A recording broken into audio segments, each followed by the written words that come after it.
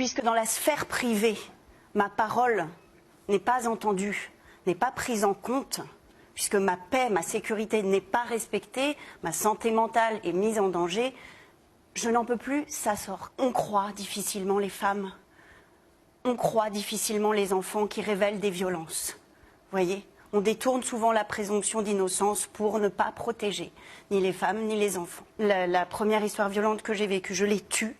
Et ça ne m'a pas permis de me reconstruire, ça ne m'a pas permis de comprendre à quel point notre système était encore gangréné.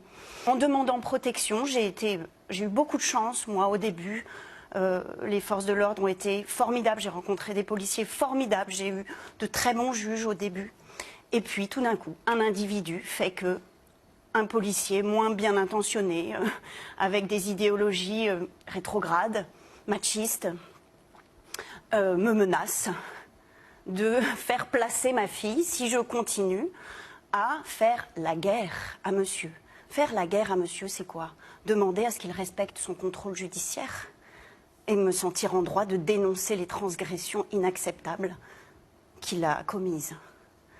À ce moment-là, quand je suis menacée, ça rejoint tous les témoignages que j'ai reçus de femmes qui sont, mais en fait, criminalisées de demander protection, de vouloir protéger leurs enfants. Il m'a fallu beaucoup de temps pour me réveiller. Vous parlez du réveil, donc ça veut dire que... C'est-à-dire qu'il m'a fallu que ça m'arrive en plein milieu du visage pour me dire, mais c'est plus possible hein, d'accepter, de tolérer, d'être gentil, de pardonner, de couvrir, en fait. Vous dites même, je ne croyais pas aux agresseurs, je ne croyais pas aux meurtriers, je frôlais les périls sans y croire, je n'avais pas de barrière, pas de rempart, et je me sentais invincible. Mais moi, j'avais pas peur, je me prenais pas comme une victime. On a horreur des victimes, de ce terme, Vous victime. détestez ça? Mais non, mais c'est pas moi qui déteste ça, c'est que personne n'a envie d'être une victime. Et les gens qui vous agressent vous disent ah, c'est bon, on te prend pas pour une victime, je veux pas te prendre pour une victime. Et la société en a marre, on en a pas envie. C'est chiant, quoi. On préfère la puissance.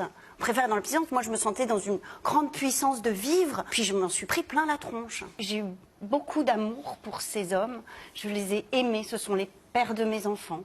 Ce qu'on souhaiterait, c'est ne pas avoir à dire un tel, un tel, un tel. On en a marre. On n'a pas envie de faire ça. On a envie que la justice fasse son travail. Fasse son travail.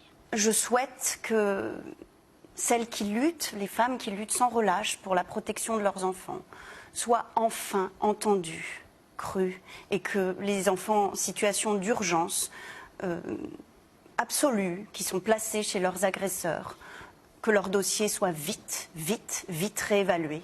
Vraiment. Parce que là, je veux dire, on ne se taira plus.